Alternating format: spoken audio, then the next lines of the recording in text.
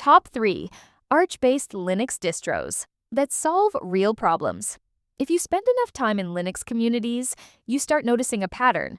A lot of Arch-based distros are not really solving new problems. They change the theme, swap a few defaults, add some tools, and call it innovation. But every once in a while, a distro does something more interesting. It tackles a problem that many users would struggle to solve cleanly on their own.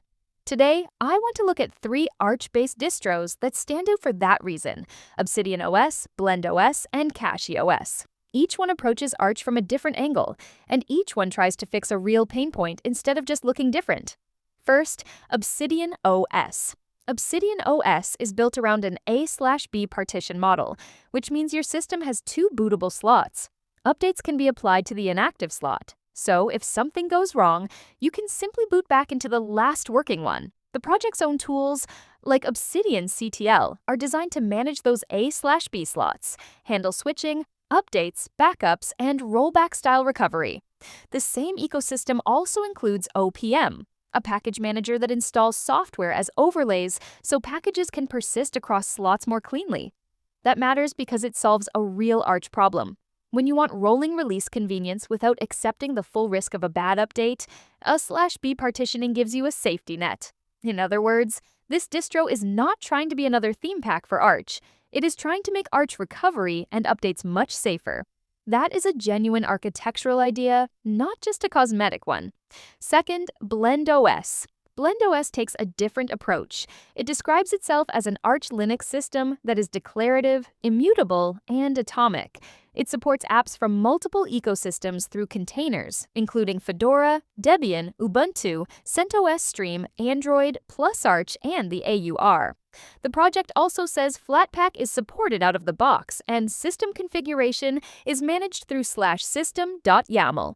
This is useful because it solves the "I need software from everywhere, but I do not want to turn my base system into a dependency mess" problem.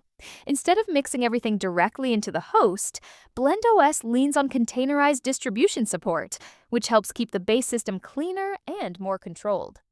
The project also says it replaces the old root file system cleanly during updates, which is part of how it avoids ending up half-broken after a bad change. So where Obsidian OS focuses on rollback-friendly partitioning, blendOS focuses on cross-distro flexibility and an immutable base. That makes it especially interesting for people who want Arch as a foundation, but do not want to manage software the traditional Arch way every time. Third, CachyOS. CachyOS is for users who want Arch, but optimized more aggressively for modern hardware. Its official site says packages are rebuilt with modern CPU instruction sets, such as x86-64v3, x86-64v4, and Zen 4, along with LTO. Core packages also receive extra PGO and bolt optimization.